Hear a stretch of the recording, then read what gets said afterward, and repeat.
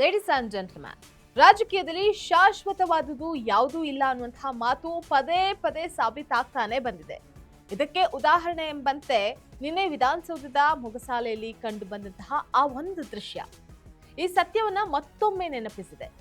ಅಧಿಕಾರದ ಉತ್ತುಂಗದಲ್ಲಿ ಇದ್ದಂತಹ ನಾಯಕರ ಸುತ್ತಲೂ ಜನಸಾಗರ ಇರೋದು ಸರ್ವೇ ಸಾಮಾನ್ಯ.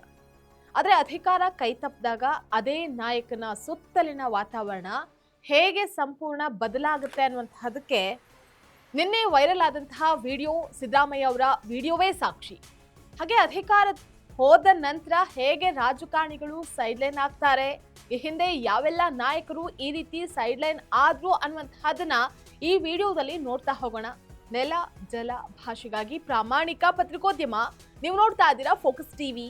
ನಾನು ನಿಶ್ಚಿತ.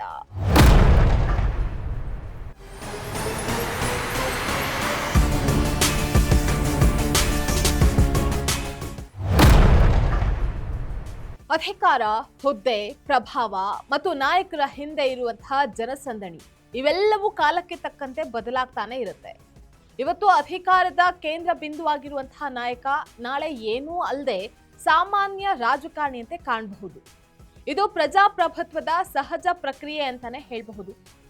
ಕೇವಲ ಕೆಲವು ದಿನಗಳ ಹಿಂದೆಯಷ್ಟೇ ಹತ್ತಾರು ಸಚಿವರು, ಶಾಸಕರು, ಅಧಿಕಾರಿಗಳು ಹಾಗೆ ಬೆಂಬಲಿಗರ ಪಡೆಯೊಟ್ಟಿಗೆ ವಿಧಾನಸೌಧದ ಕಾರಿಡಾರ್ನಲ್ಲಿ ಗತ್ತಿನಿಂದ ಹೆಜ್ಜೆ ಹಾಕ್ತಾ ಇದ್ದ ಮಾಜಿ ಮುಖ್ಯಮಂತ್ರಿ ಸಿದ್ದರಾಮಯ್ಯ ಅವರು ಇದೀಗ ಒಂಟಿಯಾಗಿ ಓಡಾಡ್ತಾ ಇರುವಂತಹ ದೃಶ್ಯವೊಂದು ಸಾಮಾಜಿಕ ಜಾಲತಾಣಗಳಲ್ಲಿ ಭಾರಿ ವೈರಲ್ ಆಗ್ತಾ ಇದೆ.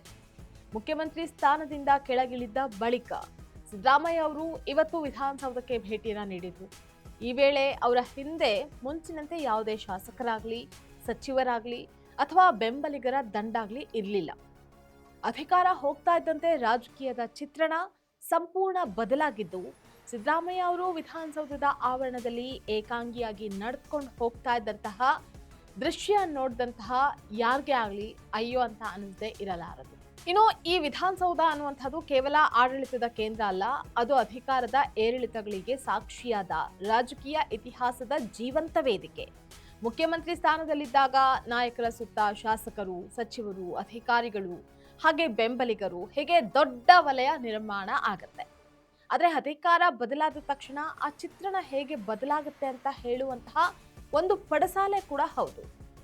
ಈ ರೀತಿ ಆಗೋದನ್ನ ವ್ಯಕ್ತಿಯ ಜನಪ್ರಿಯತೆಯ ಕುಸಿತ ಅಂತ ಹೇಳೋದಕ್ಕಿಂತ ಅಧಿಕಾರ ಅನ್ನೋದು ಎಷ್ಟು ಮುಖ್ಯ ಅನ್ನುವಂತಹದ್ದು ಗೊತ್ತಾಗುವಂತಹ ವಿಚಾರ.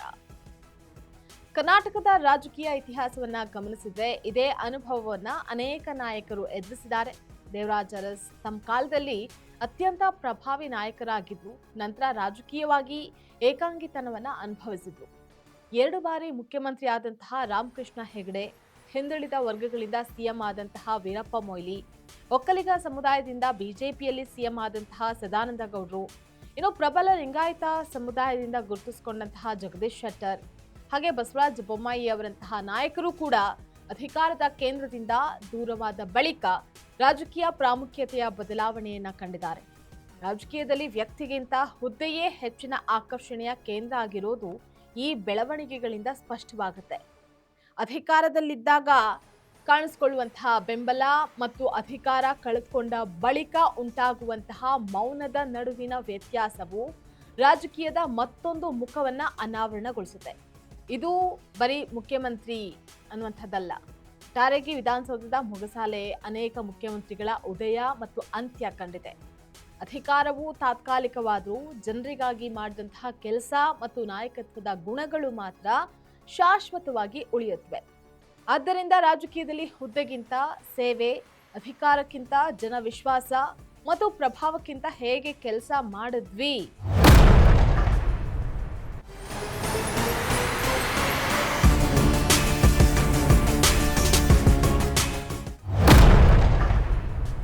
ನಿಜವಾದ ನಾಯಕನ ನಿಜವಾದ ಐಡೆಂಟಿಟಿ ಅಂತ ಆಗ್ಬೇಕೇ ಹೊರತು ಬೇರೆ ಯಾವುದೂ ಅಲ್ಲ.